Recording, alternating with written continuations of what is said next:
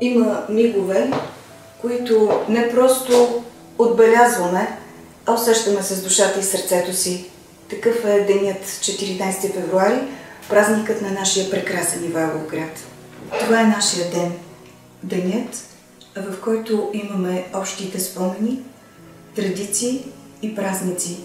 Денят, който ни връща към нашия град, където всеки камък има своята история. Всяка улица води не просто за някъде, а до някого. Приятел и познат.